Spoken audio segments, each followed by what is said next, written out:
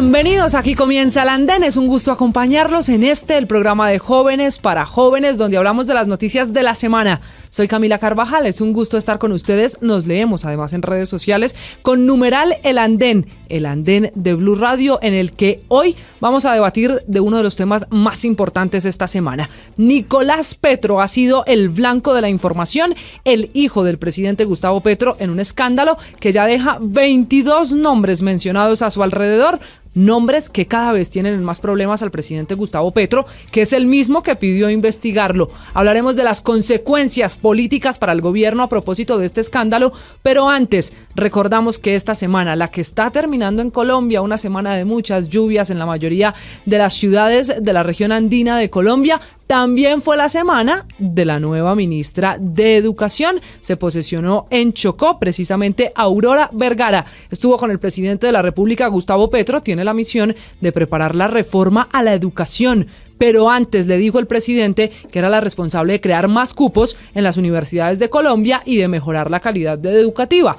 Lo que no sabe la ministra es que la primera tarea que tiene será quizá evitar un paro de estudiantes, porque hay muchos inconformes, incluso asambleas citadas en varias facultades, sobre todo de la Universidad Nacional. Y ya se les acaba la paciencia a muchos jóvenes que están haciendo reclamos a esa cartera. Nueva ministra también en el deporte, también nuevo ministro de Cultura. Y entonces esta fue la semana en la que por primera vez en la historia reciente de Colombia se declara insubsistente a una ministra, a María Isabel Urrutia, que estaba en la cartera de Deportes. Ella, después de que la sacaron, la echaron, le anunciaron su salida del gobierno a través de una alocución en cadena nacional, firmó contratos, en total más o menos 260 dice la investigación hasta ahora, y esos contratos pues otra vez la pusieron en el ojo del huracán. Finalmente el presidente dice, la declaro insubsistente, ella se defiende, dice que no ha cometido ningún acto de corrupción y que está lista para responder por qué firmó esos contratos. Pero es también la semana de otro rifirrafe, otra pelea entre el presidente Gustavo Petro y el presidente de El Salvador, Nayib Bukele. Dice Bukele desde El Salvador que el presidente colombiano está obsesionado con él, que qué es lo que pasa con su país, que si todo viene en casa, como fue la tendencia de las últimas horas en Colombia. El presidente Gustavo Petro, que sigue hablando de la política de las cárceles que tienen precisamente en ese país. Y fue esta la semana en la que conocimos más detalles de las reformas. Cuidado, porque la semana que viene, el próximo jueves, sabremos cómo quedaron finalmente las reformas laboral y pensional. Es el jueves 16 de marzo, día en el que la ministra de Trabajo va a entregar las reformas ante el Congreso, pero es el mismo día en el que la Central Unitaria de Trabajadores, los sindicatos, van a salir a la calle para apoyar esas reformas. Reformas que traerán, en el caso de la pensional, mucha discusión sobre la edad de jubilación de las mujeres. Hay una propuesta particular, se las contábamos en Blue Radio esta semana, y es que la ministra, el gobierno está pensando en incluir en esa reforma pensional un artículo o unos artículos que le servirían a las mujeres para descontar un año de cotización de las 1.300 semanas que se necesitan hoy para cotizarse por cada hijo que tengan. Dice la ministra que esto sería por máximo 3 hijos y ahí está abierta la polémica. ¿Cuánto vale esa idea? Todavía no lo sabemos, lo estudia el Ministerio de Hacienda. Y mientras tanto, en la reforma laboral, pues hay nuevas condiciones de lo que serían las horas extras a partir de las 6 de la tarde, las famosas recargos nocturnos, pero también pago diferente para el trabajo de dominical y festivos. No se permitirían, como están hoy, los contratos de prestación de servicio, y hay incluso licencia para las mujeres que decidan abortar. Muchas polémicas en estas reformas del gobierno, reformas que se suman a la de la salud, que ya no es una, ni dos, ni tres, llevamos 5 propuestas de reforma y está la ministra Carolina Corcho junto al presidente Gustavo Petro en la idea de qué hacer como gobierno, si dejar la reforma original, si acoger algunas de las ideas que han presentado partidos como los Amigos, los conservadores, los liberales o la U. Partidos de gobierno que para muchos son de gobierno rebelde porque hicieron su propia reforma, pero hay otros textos que también están en discusión en la Cámara. Y finalmente, esta fue la semana en la que hay nuevos anuncios de candidaturas en las distintas ciudades, en las distintas regiones, nuevos candidatos que se lanzaron al charco en Medellín, en Bogotá, también a la alcaldía de Cali, y de eso hablaremos aquí en El Andén, donde vamos a hacer una primera pausa y ya regresamos para el debate de esta noche. ¿Cuál es el costo político para el presidente Gustavo Petro y su gobierno a propósito del escándalo de Nicolás Petro? Los leemos también usando El Andén. Continuamos con El Andén. Seguimos en este viernes de El Andén, gracias por acompañarnos, y les decía hace un momento que hoy tenemos invitados especiales. Se suben al andén nuestros panelistas para ayudarnos a entender cuál es el costo político para el gobierno del presidente Gustavo Petro, si es que lo hay, a propósito del escándalo alrededor de su hijo, de Nicolás Petro, un hombre que sigue en Barranquilla, que sigue además en su tierra, pero que ha dicho hago una pausa en las apariciones públicas, también con el pacto histórico, buscando precisamente proteger ese movimiento político y proteger a los candidatos que están allí, que muchos de ellos pues estaban haciendo campaña, sin duda con el hijo del presidente. Un escándalo que enreda políticamente hasta a ministros, porque la lista ya da 22 nombres mencionados, desde exministros como Alejandro Gaviria hasta Cielo Rusinque, que hace parte hoy del gobierno y que han salido a confirmar que se reunieron con el presidente, con su hijo, particularmente Nicolás Petro, y él es el hombre señalado por su ex esposa de haber recibido dinero de narcos y de ex narcos en época de campaña. Un escándalo del que vamos a hablar esta noche. Si les parece, arrancamos con las mujeres, esta que fue también la semana de reconocimiento de los derechos de ellas, de las mujeres, de nosotras, en el 8 de marzo. Luisa Fernanda Portela se sube esta noche al andén. Luisa, que es profesional en política y relaciones internacionales. Luisa, buenas noches. Buenas noches, Camila, buenas noches para todos mis compañeros hoy panelistas que se suben al andén, a todos los que nos están escuchando, y bueno, qué gusto acompañarlos en este debate, ¿no? Hemos tenido una semana movida, bueno, ya desde la semana pasada. Creo que no solamente pasa con el tema del hijo del presidente, sino que todos los días estamos viendo escándalos uno tras otro, ¿no, Camila? Eso está sumando, esta semana está terminando además con muchas críticas, yo no sé si escándalo, pero también muchas críticas alrededor de la paz total, que es otro de los temas más interesantes de la semana, terminando, Luisa, el segundo ciclo de diálogo entre la guerrilla del ELN y el gobierno en México. Pero esta noche nos ocuparemos del caso Nicolás Petro, y por eso también se sube al andén Jorge Amín, que es ex asesor legislativo, que es un hombre que ya ha pasado por aquí, por estos micrófonos, y que es un gusto saludar. Jorge, bienvenido. Hola, buenas tardes. Muchas gracias por la invitación. Un saludo a Luisa, a Manuel, a Diego, a todos los panelistas. Bueno, lo que pasa es que cuando se producen cambios o cuando se intenta cambiar las cosas de lo que no está funcionando, siempre va a generar polémica, y un poco eso es lo que va a pasar de aquí hasta que el presidente Petro deje de serlo. Va a ser un proceso. A 200 años de política tradicional no se cambia de la noche a la mañana. Y quizá por eso es que hay tantas críticas, otros dicen polémicas, otros lo podrán llamar escándalo. Don Cristian Romero, bienvenido al andén, un gusto como siempre tenerlo. Usted, secretario nacional de la Mesa Multipartidista de Juventudes, bienvenido. Hola, un saludo a todos nuestros oyentes, pero hoy quiero saludar a un amigo que siempre me dice que nos escucha, es un oyente fiel, de los que he escuchado que nos oyen. Un saludo a Darío, no es tan joven, pero es un oyente fiel, y un saludo a todos nuestros demás panelistas. Aquí todos tenemos derecho, todos tenemos un espacio en el andén, que es el programa de jóvenes para jóvenes en el lenguaje de jóvenes. Y finalmente se suma a este equipo de panelistas del andén Manuel Garzón, abogado defensor de derechos humanos. Hola Manuel, bienvenido.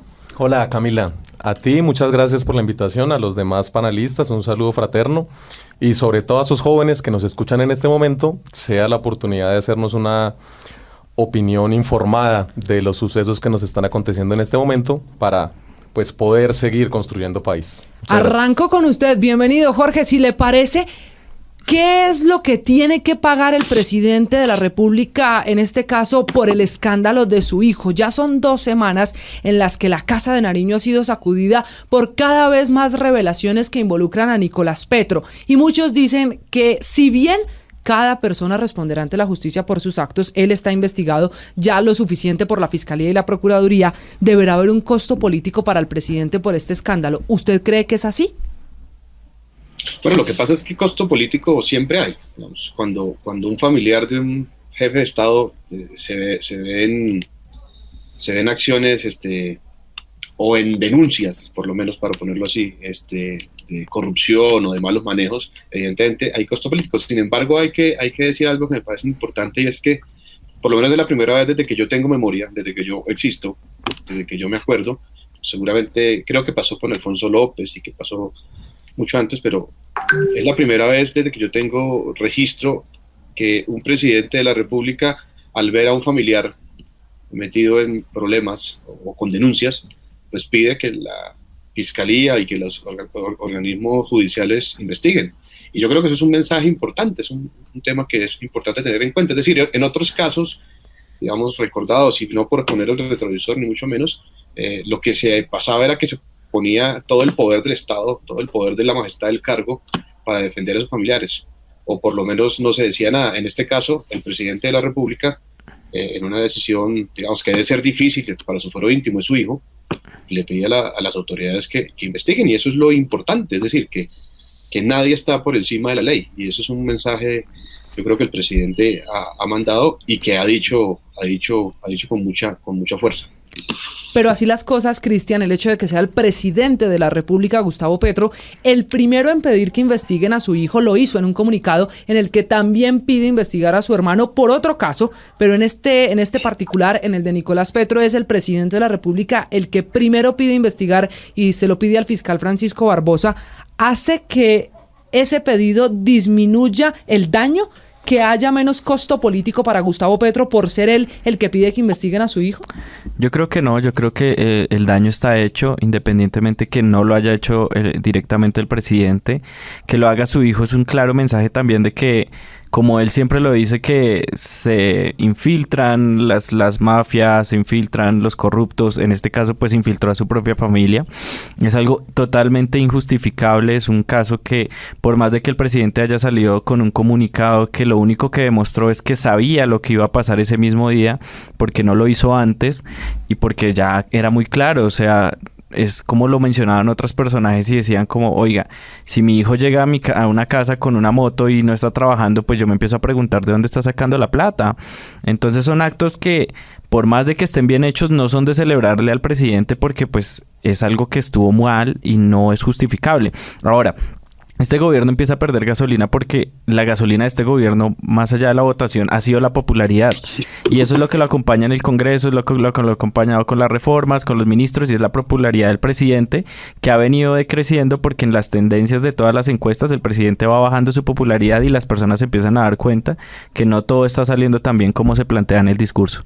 Y en este caso los ministros, varios ministros están involucrados y tienen sus nombres que han de alguna manera estado salpicados o mencionados. Les decía la ministra de Agricultura, porque confirman se reunió con el hijo del presidente. La directora Cielo Rusinque, que también dice me reuní con el hijo del presidente. El director del SENA, que también se reunió. El exministro de Educación Alejandro Gaviria, que estaba en esa lista. El ministro del Interior ni hablar, porque uno de los chats que revela la exesposa de Nicolás Petro dice 10 cuotas en ese Ministerio del Interior. El director del DAPRE, tantos ministros mencionados que yo quiero saber cuál es el costo de ellos, qué tienen ellos que explicarle al país, porque al final se reunieron es con el hijo del presidente, que es su jefe. ¿Ellos tienen explicaciones pendientes? Camila, voy a partir de 3 ideas fundamentales. Tal cual como lo dijo el presidente de la República, tanto con sus hijos como con su hermano, los funcionarios que tengan que dar alguna explicación y que eventualmente hayan incurrido en actuaciones contra la ley, sin lugar a dudas deben ser investigados y sancionados si a ello hubiera lugar. Pero quiero ratificar algo que ya se mencionó y hacer un énfasis. Asistemos a un hecho inédito en el cual el presidente de la República, él mismo, le pide a la fiscalía que investigue a sus familiares. Los mismos familiares de él se han pronunciado que se sienten abandonados por su padre y por su hermano, respectivamente. El mismo presidente Petro, creo yo, es la persona en el país que ha sido más investigada y más asediada, tanto legal como ilegalmente. Recordemos, la Contraloría, la Procuraduría, las Cortes, la Fiscalía han llegado a sancionarlo en sanciones que a la postre luego han sido tumbadas o internamente o por conductos internacionales al demostrarse una persecución en su contra. Él fue víctima del DAS, ha sufrido chuzadas, espionajes ilegales, etcétera, y nunca le han podido encontrar absolutamente ningún rastro de corrupción. En su momento, la hoy oposición, cuando era gobierno, se comportó exactamente al contrario. Se dedicaron a perseguir a magistrados que iniciaron investigaciones, a perseguir a funcionarios judiciales que cumplían con su labor y no gozaron de la más mínima garantía. Y al contrario, cuando los familiares de expresidentes recientes estuvieron inmiscuidos en actos no solamente de corrupción, sino de paramilitarismo, de narcotráfico, en hechos además ya que no están en ninguna duda, con sentencias judiciales de por medio, las respuestas institucionales fue desde la Presidencia de la República atacar a todos esos sectores.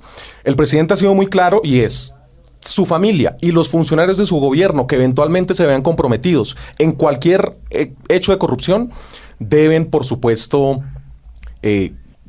rendir cuentas sobre esto, como lo han venido haciendo en las declaraciones. Por ahora no tengo conocimiento de que haya procesos judiciales ya abiertos en este momento. De lo que hemos conocido son, respecto a los ministros específicamente, declaraciones de Nicolás Petro, conversaciones de Nicolás Petro con su esposa en las que dice que va a reunirse con ministros. Eso per se, de ahí no se puede concluir que se estaba cometiendo ninguna clase de delito, pero en todo caso que se investigue y que se sancione a quien tenga que sancionarse.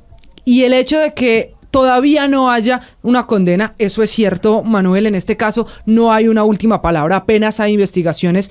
Luisa, ¿qué va a pasar con el discurso y la coherencia que muchos le han pedido al presidente Gustavo Petro, sobre todo desde la oposición? Quienes dicen desde el ejercicio de la oposición que debería ser coherente el presidente, que en campaña dijo que su familia no iba a estar involucrada en el escándalo, pero tampoco en el ejercicio diario del poder como presidente de la República. El mismo Nicolás Petro, que dijo que renunciaba a toda aspiración política si su padre ganaba. ¿Logrará Gustavo Petro ser coherente en el discurso y en la necesidad de que se esclarezca esta situación que involucra a su familia?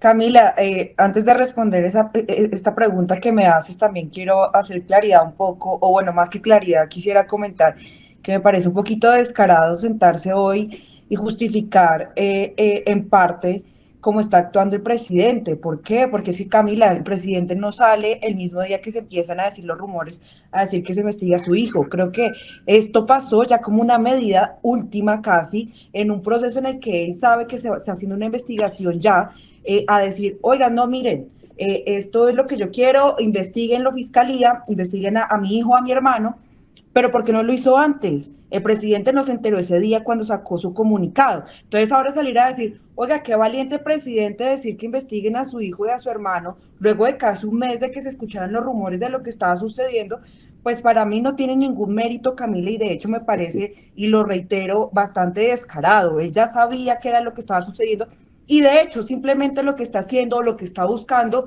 en el margen de su popularidad, es tratar de compensar un poco todo lo que le está sucediendo, porque como lo decíamos desde el comienzo, esta no es la única situación que está pasando en el país en relación al gobierno de Gustavo Petro, ¿no? Tenemos bastantes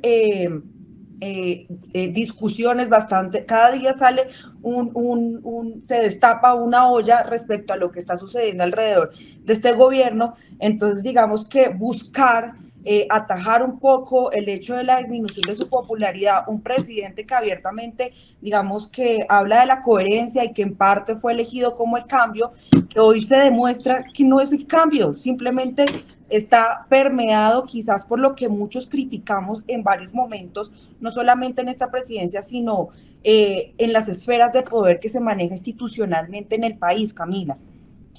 Ahora bien, respecto a lo que usted estaba mencionando, que la coherencia del presidente cuando él estaba en campaña, pues Camila, vemos que su hijo no solamente no tenía intenciones de renunciar al cargo de elección popular en el que en este momento hacía parte, sino que además tenía intenciones de lanzarse, y hemos visto también otro tipo de rumores y movimientos por parte de su esposa, de la familia de Verónica Alcocer, cómo está involucrada en nombramientos de altos funcionarios en este gobierno y cómo inclusive también está involucrada en posibles candidatos de elección popular ahorita para las regionales. Entonces digamos que no es que en este momento hablemos de que si Petro va a cumplir o no la coherencia de la que habló en campaña, sino que en este momento podemos decir, no ha sido coherente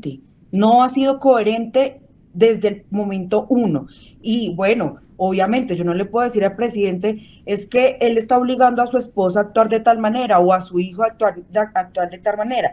Claramente pues son responsabilidades divididas, por supuesto Camila y por supuesto esos señores oyentes, pero él dijo una cosa en campaña y acá Camila lo estaba diciendo, que su familia no va a estar involucrada y eso no es lo que está pasando. Y es que yo no lo digo porque me lo estoy inventando, sino es que lo estamos viendo, lo estamos viviendo, Camila, vemos esos nexos de su familia con todo lo que tiene que ver con las esferas de poder. Y el asunto ahí, Jorge, es que la familia del presidente Gustavo Petro es la que está en ese centro de la polémica. Y entonces dice Luisa que no es suficiente con que el presidente pida que investiguen. Si ya la situación está, la denuncia se ha hecho, entonces, ¿qué debería hacer Gustavo Petro? Perdón, se me quedó una cosita antes de que Jorge siga. Discúlpame, Jorge. Y recordar que esta no es la primera vez que el presidente utiliza este tipo de cartas, ¿no? En el 2014 también, de hecho, hizo lo mismo respecto a su hijo. Entonces, digamos que ahí se pone también en tela de juicio qué es lo que pretende el presidente respecto a su comunicado. Ya, qué pena, Jorge, te cedo la palabra. Bueno, pues yo no entiendo, digamos, qué es lo que está en tela de juicio. O sea, el presidente no manda sobre la justicia, el presidente le está diciendo a la justicia investigue. Yo no puedo coger a un hijo mío, digamos así, yo no lo puedo matar, digamos, yo no lo puedo desaparecer. Yo lo que digo es, mire, señor, usted está actuando mal, yo prometí que mi familia no va a estar metido en mi gobierno. Si está actuando mal, el único que tiene autorización en mi gobierno para hacer estos trámites, por ejemplo, el tema de la paz, es Danilo Rueda, y nadie está autorizado por mí para hablar con ministros. Ergo, digamos, tenemos que investigar. Eso es como lo que pasa. Lo que me parece que está bien, digamos, yo no entiendo por qué Luisa dice que somos caraduras o algo así. Pues hombre, es que es lo que tiene que hacer. O sea, yo no sé estoy diciendo que no se tenía que hacer. Ahora claro. estoy hablando de cuál es su táctica respecto a esto. Y ahora, pero yo no sé si sea una táctica, porque si no dice nada, es malo. Peor sería que utilizaran las fuerzas del Estado para perseguir a los jueces que van a investigar a sus hijos, por ejemplo, y no por eso digo, o sea, lo que es verdaderamente importante acá es la preservación de la institución. Es decir, el presidente tiene un familiar en lío o dos familiares en lío, investíguenlo. Yo no voy a usar el Estado para perseguirlos. Yo no voy a usarlo. Ahora, ¿son culpables? Bueno, eso tendrá un costo. Todo en la vida política de los políticos y sobre todo los presidentes obviamente acarrea un costo. El presidente lo sabe, pero más allá del costo político, lo que está haciendo el presidente es una preservación de la institucionalidad. No está saliendo a decir, es que están persiguiendo a mi hijo, no está saliendo a decir, es que no, está diciendo, investíguelos. Y eso es importante, eso sí es un cambio fundamental. Jorge, y tanto así que los mismos familiares se han mostrado molestos. Es decir, ha habido comunicados públicos del hijo y el hermano diciendo estamos desamparados, el presidente nos dejó morir, etcétera, etcétera. Tampoco sé qué estaban esperando. Tal cual como lo dijo Jorge, no es competencia suya. El presidente ha hecho un trato ejemplar de decir la institucionalidad proceda y brindarla de todas las garantías absolutas, recomponer el Estado de Derecho destruido por las pasadas administraciones que cooptaron todos los organismos de control, que persiguieron a las cortes, que usaron el DAS para perseguir a la oposición, a las organizaciones defensoras de derechos humanos, etcétera, etcétera. Y hoy ponen el grito en el cielo porque presuntamente el presidente no tomó las cartas, que igual tampoco podía tomar. Él no es quien debe investigar y quien debe sancionar. Manuel, son las instituciones judiciales a las que él les ha solicitado que lo hagan. Manuel, pero yo sí creo que él sí tiene las acciones. Luis, un segundito. Yo sí creo que él sí tiene acciones que tomar y claramente son las políticas. ¿Quién le dio la bala a Nicolás Petro para ser diputado en el Atlántico? Le dio todo el respaldo político y fue y le hizo campaña, sabiendo que esto había ocurrido desde la alcaldía, sabiendo que Nicolás tenía como estos manejos que eran, puede que no caigan en el término legal de que sea algo ilegal, porque como lo dice Jorge, la justicia definirá eso, y puede que los ministros salgan a decir, ahí no hubo nada ilegal, aquí no pasó nada, aquí nadie cometió ningún delito, pero sí cometieron un error político grande, que es que están haciendo lo mismo que juraron que no iban a hacer, y ese es el costo y esa es la credibilidad que pierde este gobierno al entrar a las mismas prácticas que ellos decían que iban a cambiar en el momento que llegaron al poder. ¿Y qué ha pasado? La señora Verónica Alcócer ha puesto ministros, ha puesto directores de grandes entidades, han llevado los puestos. ¿Ha puesto la señora Alcócer? Sí, yo tampoco sé cuáles ha puesto. Eso está claro. Están los vecinos que fue Concha Baracaldo, está el ministro ¿Ministra de qué Reyes. fue Concha Baracaldo? Ella fue directora del del INSEE, además. que tocó sacarla a la fuerza porque todos los ciudadanos se quejaron de su falta de preparación para el cargo y tuvo que salir. Supongamos que fuera ella. Perfecto. Listos. ¿Quién es más? Entró el ministro de Transporte Reyes, que no me acuerdo el nombre en este Que es del momento. Partido Guillermo Reyes. Conservador. Que es del Partido Conservador, que se sumaron a la coalición de gobierno Ahora, y que vienen también de gobiernos anteriores. Ahora no, eso fue con gusto y con guiño de la señora Verónica Alcócer, porque el Partido Conservador puede que el señor sea del Partido Conservador, como también lo es el canciller, pero no son cuotas directas del partido, sino son afines al gobierno que se dieron y pues les gustó este gobierno y dijeron vamos a representar al gobierno en esto y tender puentes con los partidos, pero no son cuotas directas, lo mismo que pasa con el Partido Liberal. El Partido Liberal dice que... Pero sí es muy temerario salir a decir, o sea, no tenemos pruebas. Si uno guía la política, si la oposición va a guiar la política Jorge, hacia el presidente, solo un paréntesis. basado en suposiciones o en correo de las brujas, ya, entendemos. Pero ¿cuál es no, su Jorge, posición? ¿Dónde está la prueba de que Por Verónica ejemplo, Alcocer puso al ministro? No. Jorge, ministro de tu la partido, misma, o sea, ¿de la dónde? misma Concha Baracaldo salió en medios y lo dijo. Que ella la llamó. La llamó, le dijo que si quería ser la Sí, directora. está la declaración de las dos. Y el presidente puede decirle a alguien, oiga, mire, pero, es decir, el debate, eso me parece que ustedes están cayendo en un error, con todo respeto. No, a mí no me parece un error y no me parece menos importante. El error porque es que en el ustedes anterior crean... gobierno Ustedes han nombrado a una funcionaria. Yo les pido, inclusive suponiendo que haya sido así, ¿quién es más? ¿Quién es más? Porque hacen... Yo francamente no veo, decía Luis hace un rato también, las ollas podridas que a diario se destapan. ¿Cuáles? Enumérenlas y tengamos un diálogo sobre eso con base en hechos. Me parece muy grave también lo que está pasando con el alto comisionado de la paz, que ni siquiera se tiene una referencia directa sobre cuál está haciendo el trabajo que está Luisa, haciendo. tú puedes decir que estás en contra de la política de paz, pero eso no es una olla podrida. Manuel me hizo una pregunta, estoy respondiendo. Ahora, ¿no les parece también un llamado a atención la salida de 3 ministros de un momento a otro cuando no se supo por qué ni las razones? Ahora, después sale, antes de que se aceptara la renuncia de la ministra de Transporte con 325 contratos firmados antes de salir. Bueno, han pasado varias cosas, yo no sé si la salida en un gabinete ministerial es algo apenas natural dentro de cualquier gobierno. Y los contratos que presuntamente firmó la exministra lo hizo después de que el presidente le pidió su renuncia y tuvo que declararla insubsistente. Un segundo, día uno. Luisa, termine y ya regreso con usted, Manuel. Gracias. Ahora, yo no sé si a ustedes eso no les parece importante y no les parece unos puntos a poner la atención, porque es que pasa, este tipo de cosas podía pasar o llegaba a pasar en el gobierno pasado y teníamos un paro afuera y toda la izquierda acribillando el gobierno. Yo no lo estoy justificando lo que pasó en gobiernos anteriores, pero estoy diciendo cuáles son las actuaciones. Por ejemplo, ahora, cuando pasó el tema del escándalo de Marta Lucía Ramírez, la ex vicepresidente, también todos se levantaron y casi que pidieron la cabeza de la vicepresidente. Es que y hoy sale el hijo del presidente con pruebas. Y hay que investigarlo. Lo que está diciendo el presidente de la República es investiguelo. Lo que hacían otros presidentes era hacerse los pendejos. Bueno, esa es la diferencia fundamental.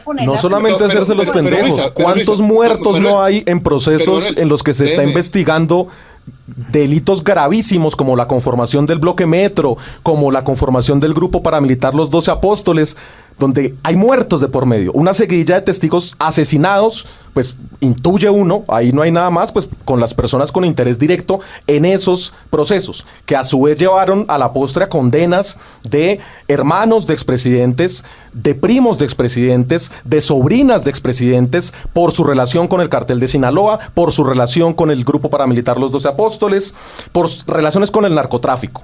Hasta ahora lo que se ha hecho desde aquí con el nuevo gobierno es, por favor, investiguen con plenas garantías. Yo quiero responderle a Luisa si se puede. Cristian. Voy después de Jorge, entonces. Luisa dice, es que hay un montón de escándalos. Mira, tú puedes valorar como quieras lo que hace Danilo Rueda. Te puede parecer que está mal la paz total. Pero ahí no hay ningún escándalo. Ahí puede haber, según tu interpretación, unas malas decisiones políticas porque a ti puede gustarte o no. Yo eso lo puedo entender, digamos. Eso pero Jorge, discúlpeme, yo ahí sí me tengo que meter. Pero ¿usted cree que no es un escándalo que el propio Danilo Rueda haya reconocido que hay abogados pagando, o mejor, cobrándole a algunos narcotraficantes para que entren a la paz? Lo dice Danilo Rueda, no yo. Por eso es lo que es buenísimo. Eso lo que quiere decir es que la persona encargada de la política de paz está diciendo, oiga, mire, acá obviamente se quieren meter colados. Lo que está es denunciando que no se van a, digamos que todo lo que está diciendo la oposición de que va a haber colados, pues mire, acá está la misma persona encargada diciéndolo. Mire, escándalos hay y va a haber en todo lado. Mire, le voy a poner un ejemplo. Un escándalo es lo que pasó con el atentado al director de la ONP porque estaba sacando escándalos y ollas podridas. Escándalo lo que encontró Daniel Rueda. Claro, escándalos hay. En la SAE. Porque hay muchísima putrefacción dentro de la política colombiana y en eso estamos de acuerdo todos. Podremos estar en desacuerdo sobre las formas, como podemos cambiarlo. Jorge. Lo que está pasando, o sea, Luisa decía, es que a ustedes no les parece, no, lo de Danilo Rueda no me parece raro, puedo estar en desacuerdo políticamente, o Luisa, pero yo no veo ahí ningún escándalo o ninguna olla podrida. Jorge. Eso lo que está es denunciando que en el Estado colombiano y en la política colombiana durante muchísimos años ha habido corrupción, ha habido narcotráfico, ha habido platas ilegales, eso es verdad.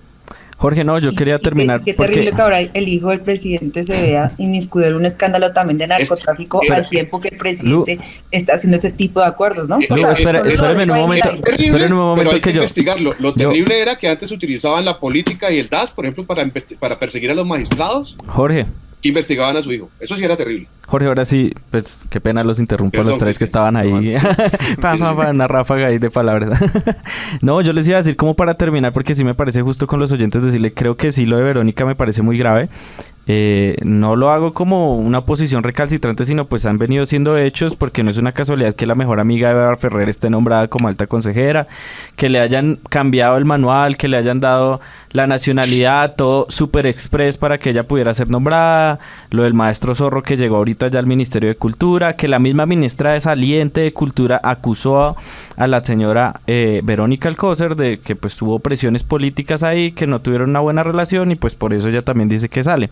Creo que es eso. Con el tema de la paz total que mencionaba Jorge, creo que sí hay unos escándalos. No puedo decir que es una olla podrida porque hasta ahora está comenzando y creo que los que hemos sido fervientes activistas por la paz, porque pues yo he apoyado la paz, creo que sí hay una falta de método y eso ha dejado muchas dudas en la gente y creo que este alto comisionado ha dejado más dudas que respuestas a la gente y por eso no tiene una legitimidad en este momento de la paz total que debería haber ya calado en la sociedad colombiana, porque claro que todos queremos la paz, pero muchos nos estamos quejando de cómo están tratando de llevar esa paz a buen puerto. Ustedes se metieron con la paz total, pero esa crítica es válida, perdóname, Cristian, esa crítica puede ser válida políticamente, lo que yo quiero decir es, eso no es una olla podrida.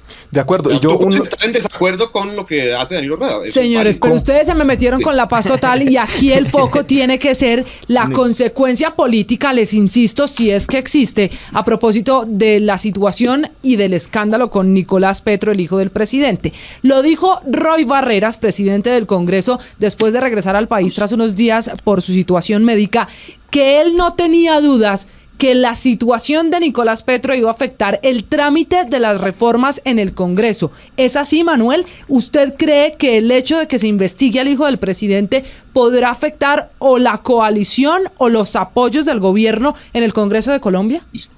Sí, yo creo que dentro del pacto histórico hay un desconcierto, hay tristeza, eso es algo innegable, de lo cual igual deben reponerse, porque por supuesto hay cosas que en principio parecen injustificables, pero debemos diferenciar entre lo que presuntamente habría hecho el hijo del presidente, que es totalmente censurable por lo que se conoce hasta ahora, de la posición que ha tomado institucionalmente el presidente de la República en defensa de su proyecto de cambio que respaldado y pues hoy por hoy gobierna.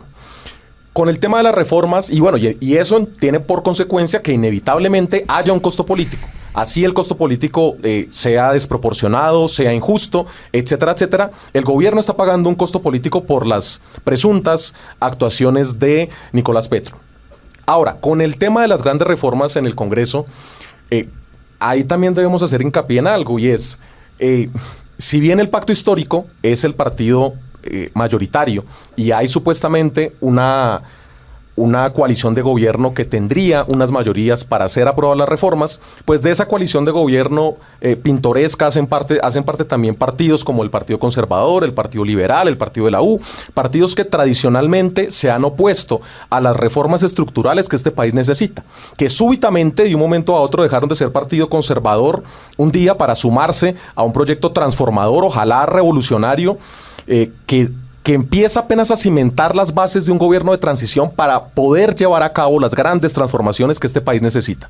Entonces, esos sectores tradicionales que se han opuesto siempre a las reformas estructurales del país, más la oposición que también, pues con más razones aún, está en carrera para que esto no sea posible, pues tendrán más argumentos de peso para oponerse a las reformas, para buscar enredar los trámites más allá de lo que dicen los proyectos, que en eso es curioso también porque la misma oposición dice, es cierto, necesitamos un cambio, es cierto, debemos transitar hacia algo distinto, después hacen todo lo contrario para que las cosas sigan igual a como han estado en los últimos 200 años y usarán tanto pues el debate democrático que debe darse en el Congreso de la República, pero también por medio de cortinas de humo, distraer la atención de la opinión pública y tratar de que estas reformas fracasen.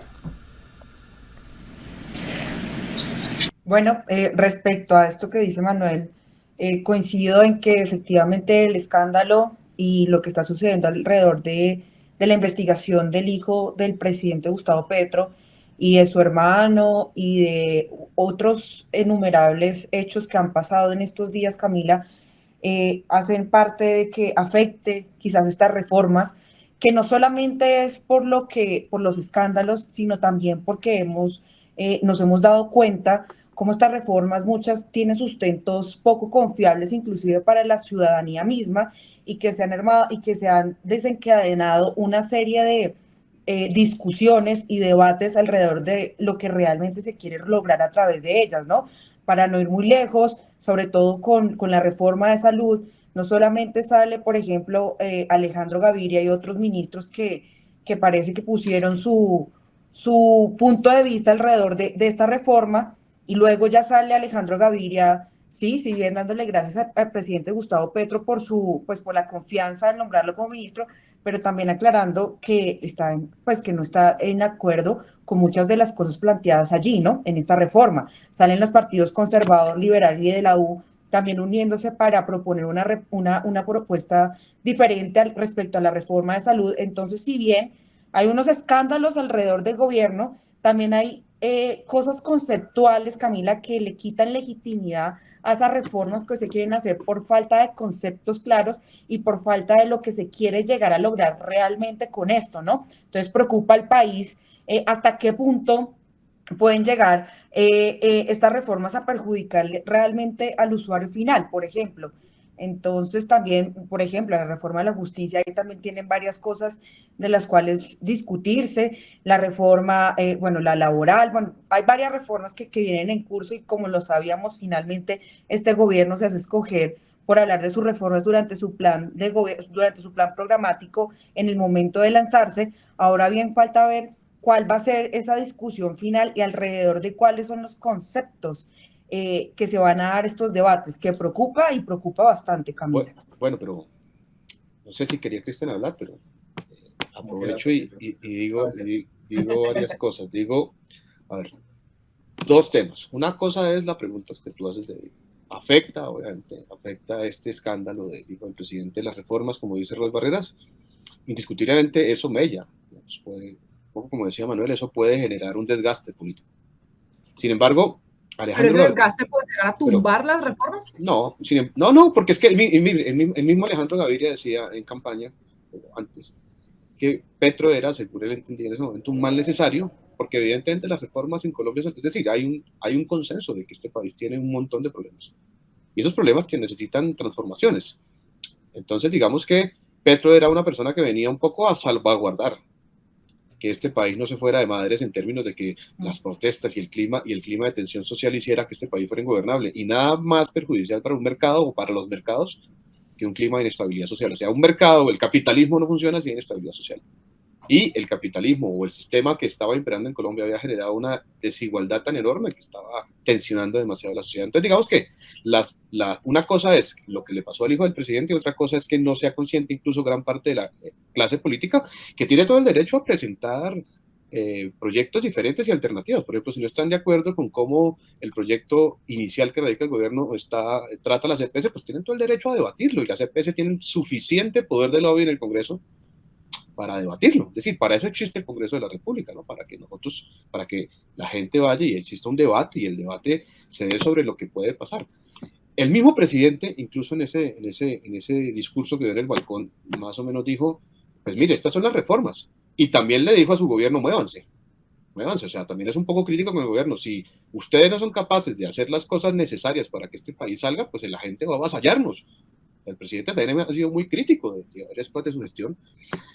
Y eso en parte, digamos, eso es una respuesta a la otra, a lo que decía Luisa, pues bueno, si quieres entramos en el debate sobre la reforma de la salud. Yo, por ejemplo, creo que está claro lo que la reforma de la salud busca.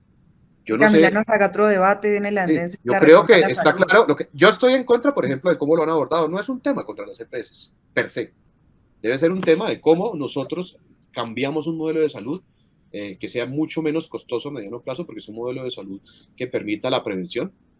Es decir, que tengamos mucha más capacidad de prevenir y que no sea un sistema de pocos hospitales de alto riesgo y muy costosos. Entonces, digamos, es un debate sobre el modelo de salud. Creo que el gobierno ahí sí lo ha abordado mal desde el punto de vista de comunicación, debería haberlo abordado de otra manera, pero más allá de eso yo sí creo que está claro lo que busca la reforma. Bueno, yo creo que a hoy las reformas están caídas, las reformas no tienen los votos en el Congreso. ¿Todas? Todas las reformas están caídas en este momento. Yo creo que van a pasar. Porque pues puede que lleguen a pasar, pero a hoy, si las reformas se votan hoy, se caen todas. ¿Por qué? Porque precisamente lo que les decía al inicio, y es que el presidente tiene una gasolina que es la popularidad. La popularidad que hoy le está costando y le está mermando porque precisamente no ha podido dar resultados, como bien lo dice Jorge, ya sea porque los ministros no han sido buenos, porque los ministros no han podido hacer política, porque los ministros no han encontrado un norte y lo han hecho fallar también. Creo que sí, Petro está muy mal rodeado en este momento y eso le ha costado a él como presidente. Porque como lo decía Alejandro Gaviria, yo también creo eso, creo que Petro es una persona que genuinamente se preocupa por las clases más bajas del país, pero pues no lo va a llevar a buen puerto si monta un equipo que pues está pensando en otras cosas y no lo comunica bien como lo dice Jorge, porque hoy el debate de la salud está perdido. Usted va a las calles y las encuestas dicen que la gente está de acuerdo con que las EPS sigan, porque ya se vendió otra discusión. Ahora, como lo decía, esta popularidad se está apagando, se está mermando. Y yo creo que hay que esperar varias cosas. Por ejemplo, hoy está en reunión el presidente del Congreso y el presidente de la República, Roy Barreras. Creo que hay que esperar qué pasa en esa reunión. Acaba de terminar esa reunión, dice Roy Barreras y dice el presidente Gustavo Petro también en redes sociales, estas reformas sociales van, y se concentra el presidente del Congreso en hacer cuentas pensando en que su partido, sus mayorías de gobierno van a ayudarle a sacar adelante las reformas, insistiendo precisamente en que el costo político, según el gobierno, por el escándalo de Nicolás Petro, pues no tocaría las reformas. ¿Usted cree que en cambio se caerían? Yo creo que sí las va a tocar porque, bueno, ahora viene el otro cálculo. Estamos en dos escenarios a la par. Los partidos políticos a la par están pensando en las elecciones territoriales y el gobierno lo sabe. El gobierno sabe que los partidos no están buscando poner un ministro, no están buscando poner un director de alguna entidad, están buscando es que tener las coaliciones y tener la fuerza necesaria para tener las gobernaciones, las alcaldías y los consejos, que es un poder para hacerle contrapoder a la presidencia. A ellos les importa mucho más en este momento y creo que esas son las concesiones que va a tener que hacer el gobierno y la coalición de gobierno para que los partidos vuelvan a ceder, porque en este momento los partidos tradicionales tienen el sartén por el mango en este momento con los votos y con la discusión que le han planteado a todas las reformas, porque le plantearon contrarreforma a la salud, le plantearon contrarreforma a la reforma a la justicia, ya le están poniendo el problema a la paz total y creo que están poniéndole todos los problemas que pueda haber este gobierno y ellos mismos tienen que buscar la solución y pues salir un poco de los escándalos, como bien lo decía Roy, no pueden andar de escándalo en escándalo porque todo el momento están a la defensiva y eso que han tenido una posición muy débil. La posición más fuerte en este momento la está haciendo un muchacho en Twitter con un computador abierto con el SECOP. Es el muchacho que más ha hecho porque la posición en este momento que tiene este gobierno es muy débil y muy floja y no ha sido tan veraz y tan vehemente como tal vez la tuvo el presidente anterior o presidentes anteriores. Entonces en este momento creo que el gobierno debe hacer unos mejores cálculos, volver a apostarle a su credibilidad y a que tenga el apoyo de la gente. Pero Cristian, permítame entender, porque usted es muy enfático en decir que cree que si se votan hoy las reformas se caen porque la gasolina, como ha llamado a la popularidad que se necesita en cualquier gobierno, pues ha empezado a bajar, que se podría acabar esa gasolina y que por eso políticamente no le daría al presidente. ¿Se está cayendo la popularidad por la situación del hijo del presidente o qué es lo que hace a su juicio que baje la popularidad del presidente con apenas poco más de 6 meses en la Casa de Nariño? Han sido varias cosas, pero creo que lo de Nicolás Petro es un detonante muy grande porque, como les digo, fue lo que le dijo a la gente y le da a la oposición los argumentos para decir, ese no era el cambio que le habían prometido al país, está sucediendo lo mismo que hacían los gobiernos anteriores. Y sí, a pesar de que Jorge lo diga como, no, es que no se están persiguiendo a los magistrados, estas cosas, la gente de a pie no lo ve así, la gente de a pie está viendo es que hay un muchacho que es hijo del presidente y que se estaba aprovechando del poder para hacerlo a su favor. No le ponga nombre de izquierdas o derechas, sino simplemente era una persona que se estaba aprovechando de su posición de poder. Yo realmente no sé por qué dicen que la popularidad del presidente está descendiendo. Hace 3 días hubo una encuesta del Centro Nacional de Consultoría donde dice que el 51.2% de los colombianos aprueba la gestión del presidente Gustavo Petro. Eso por una parte. Por otra, pues es apenas lógico, comprensible, como no había pasado nunca antes en la historia del país, hay un gobierno que no representa los sentires de los grandes grupos empresariales nacionales y transnacionales de este país, que tiene básicamente todo en contra en términos, pues son muy pocos los espacios en los que, como este, que lo celebramos, en los que se pueda debatir, tener posiciones contrarias, en fin, sino la línea editorial de la mayoría de medios de comunicación es abiertamente en contra del gobierno nacional, en mayor o menor medida, unos siendo más rigurosos que otros, algunos medios tergiversando o mintiendo directamente, otros haciendo más énfasis en lo malo que en lo bueno, y pues en general todas unas clases tradicionales hegemónicas que han estado en el poder en contra del gobierno. Sin embargo, se siguen contando con unas mayorías parlamentarias que, quiero insistir en algo que en ocasiones es difícil de transmitir afuera, pero que trataré de hacerlo, y es, dentro de la coalición de gobierno, tanto el gobierno, me refiero al ejecutivo, los ministros, ministras, el gabinete que lo componen, allí confluyen personas que vienen de los movimientos sociales, que tienen una apuesta transformadora de cambio más profunda, pero también personas que vienen de los partidos tradicionales, que tienen una visión de país, si se quiere, pues más cercana al statu quo. Eso sí, todas y todos ellos nos encontramos en unos mínimos democráticos, pero aún dentro del gobierno hay diferentes visiones de país. Eso es sano, eso es normal en cualquier democracia. Y asimismo, en las mayorías que hay en el Congreso, confluyen desde el pacto histórico con las propuestas de cambio estructurales, si se quiere, pero insisto, también allí se suele votar en bloque, hacen parte de esta supuesta coalición de gobierno, el Partido Conservador, el Partido Liberal, el Partido de la U, está también, digamos, las más genuinamente cercanas a la apuesta del presidente Gustavo Petro y la vicepresidenta Francia Márquez son el Pacto Histórico y la Alianza Verde, que eso sí, no alcanzan por sí solos las mayorías que se requieren.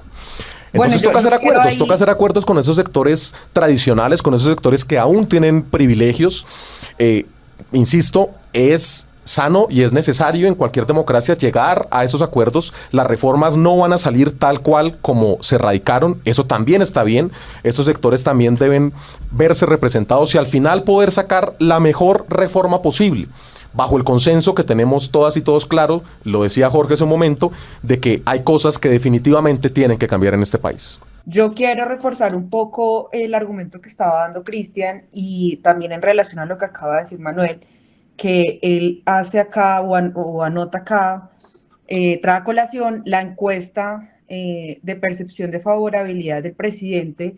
Evidentemente es una encuesta que se publica antes del escándalo del hijo del presidente y digamos que en aras de la verdad deberíamos publicar luego la próxima encuesta después de estos escándalos, ¿no? Seguramente esa favorabilidad con la que hoy Manuel nos cuenta que cuenta el presidente, que de hecho tampoco es que sea mucha, pues la publiquemos apenas salga, porque seguramente vamos a ver los resultados o el reflejo de lo que este escándalo está causando políticamente al gobierno y específicamente a la imagen del presidente Gustavo Petro, ¿no? Pues Ahora bien, Camila, yo también pues quiero traer acá a colación no solamente, hemos hablado de varias cosas, entre esas las reformas, pero también siento que hay otra cosa que pasó y que sucedió y que para el país ha sido bastante diciente y fue todo lo que pasó ahorita con la petrolera y el secuestro de los militares que de hecho pues es un mensaje terrible que se da al pueblo colombiano en relación a la fuerza pública y en relación a la debilidad institucional en la que hoy estamos en relación con nuestros militares y con nuestra fuerza pública. Entonces, creo que eso hace también parte de esa favorabilidad que vamos a seguir viendo en el transcurso de estos meses, sobre todo apuntando que todos los políticos ahorita van a estar pensando en las regionales. Entonces, digamos que cualquier cosa que suceda, pues va a ir directamente atacando al presidente y a su coalición de gobierno, pensando en alcanzar los votos del 29 de octubre de las elecciones regionales. Pero Luisa, mira, digamos, respecto a ese tema evidentemente cada cual defiende su postura ideológica. Para ti eso es un escándalo, para mí eso es una maravilla. O sea, entiendo que la situación es complicada, pero lo que estaba pasando en este país antes, debilidad institucional. Disculpa, que es una maravilla, Jorge. Que se pueda dialogar. Que la fuerza pública, de los militares? No. Que la fuerza pública ante este país es un país de crisis social grande, un conflicto social enorme que hemos padecido durante mucho tiempo, muy grande. Que hoy el clima sea, mire, sentémonos a dialogar, mire, hay tensión, distensionemos un poco, dialoguemos, en vez de llegar, espérate, sí, eso es trágico, pero que podamos dialogarlo, que podamos desactivarlo sin necesidad de bombardear, de meter el SMAT, eso es grandeza institucional. De hecho, la debilidad institucional es lo contrario. La debilidad institucional es utilizar la violencia para todo. La institucionalidad es precisamente lo opuesto, que la gente respeta unas normas establecidas y a partir de que existen conflictos que siempre van a existir en la sociedad, podemos tramitarlos de manera civilizada sin utilizar la violencia, sin caer en argumentos que permitan que el país entre en conflicto. Eso es desinstitucionalizar el país. Eso es lo que quiere obviamente la derecha y eso es entendible. Ese es su discurso. A partir de ese caballito de batallas ganaron elecciones. A partir de ese caballito de batalla nos tenían sumidos en la seguridad democrática y eso es entendible y no te lo estoy diciendo a ti. Te lo digo a la derecha. No es un tema contigo. Entonces yo creo que debilidad institucional, por el contrario, sería que eso que pasó con los campesinos en Caquetá hubiera terminado en una masacre. Hubiera terminado en muertos. Pero ¿saben qué? Yo no estoy en desacuerdo con el diálogo, pero sí estoy en desacuerdo en algo que tú dices, y es que eso se pudo haber previsto, sobre todo porque es que los ministerios ya estaban citados a una reunión con la comunidad. Ellos fueron los que incumplieron su palabra y al pasar eso fue que se desenvolvió todo lo que pasó. Pero eso es un tema diferente, tú puedes criticar eso, pero no que el ejército actúe. Es una debilidad definitivamente, porque no solamente no le cumplen a la ciudadanía, sino que aparte dejan solo a sus fuerzas militares y además sin poder defenderse. Entonces digo, como esta es otra discusión, Camila, qué pena que nos hemos metido en bastantes cosas, que hoy vemos militar con tristeza que termina un policía muerto, que termina más de 70 funcionarios del Estado secuestrados, que creo que es una de las, nunca se había presentado que secuestraran a más de 70 policías y que solamente, y que aparte... ¿Cómo que no? Hace 30 años se secuestraban 200 y gracias a la paz ahora no existen. Entonces la paz es mejor que la guerra. Es decir, es mejor el diálogo. Yo entiendo, el conflicto social en Colombia no va a parar porque existen demasiadas tensiones sociales. Pero una cosa es esa, y otra cosa es, por ejemplo, que un ministro no llegue, eso puede pasar. Y otra cosa muy diferente, que uno plantee que el escenario ante lo que pasó en Caquetá o en cualquier confrontación sea el uso de la fuerza militar. Hombre, eso es del siglo pasado.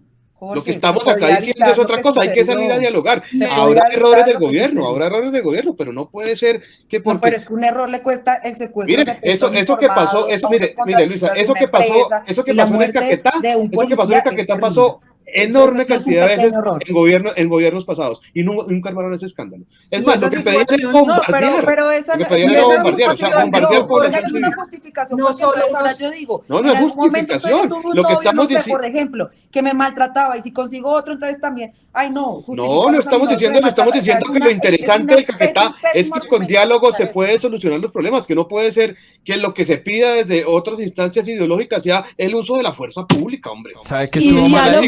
Y diálogo es lo que se está pidiendo también dentro del pacto histórico, porque volviendo a lo político y para cerrar porque se nos está acabando el tiempo, le quiero hacer una pregunta final, Cristian. Ya hemos hablado de la consecuencia de lo que se ha llamado el escándalo del hijo del presidente con los partidos, con las reformas, con el mismo gobierno, pero adentro del pacto histórico también hay diferencias, las puede uno ver por ejemplo, con Gustavo Bolívar, diciendo unos vivimos por la causa y otros viven de ella. ¿Qué va a pasar en el pacto histórico con la situación del hijo del presidente? Bueno, la lectura dentro del pacto histórico desde afuera, porque claramente no soy del pacto histórico, es que hay una división desde antes están en un problema muy grande, y es que ellos pues tienen unos egos, tienen una coalición, digamos que entre esos partidos de izquierda que aún ellos mismos no han logrado ese propio consenso para organizarse. Lo que le decía Jorge, como que deberían, como siendo partido de gobierno, cerrar filas alrededor del presidente, trabajar y dar resultados, porque pues uno va al Congreso y esos congresistas no los conoce nadie, porque no han presentado ni una sola iniciativa, realmente no son defensores de la reforma, se quedan cortos de los argumentos, y precisamente tenemos una oposición floja, pero también una bancada de gobierno floja, que da muestra precisamente para que estas personas que se reúnen en las altas esferas del gobierno tengan aún más poder, porque pues este gobierno no tiene como grandes tentáculos, sino hasta ahora se está desarrollando dentro de la institucionalidad. Entonces precisamente es donde cabían personas como Nicolás Petro y se pudieron dar su festín. Manuel, si aparecen más nombres mencionados en las denuncias que hasta ahora ha hecho Day Vázquez, la ex esposa de Nicolás Petro, ¿podría quebrarse esa coalición de gobierno y particularmente podría crearse la división en el pacto histórico? Bueno, lo primero es que efectivamente en el pacto histórico confluyen varias tendencias de izquierda y de centroizquierda.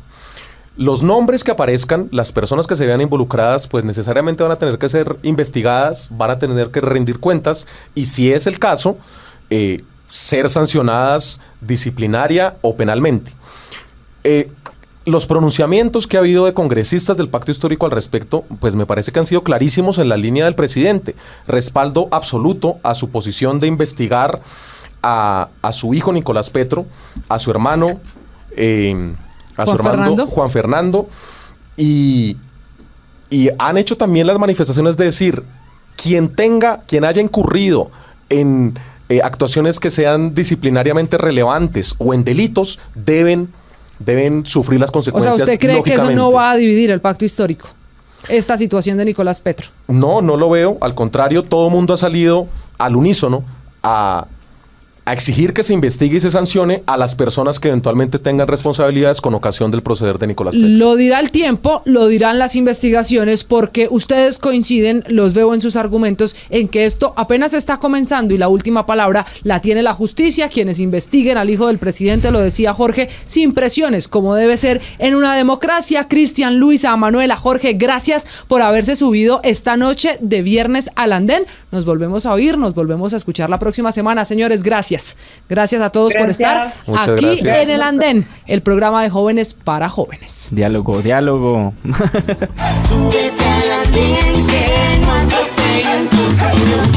El Andén. Blue, la alternativa.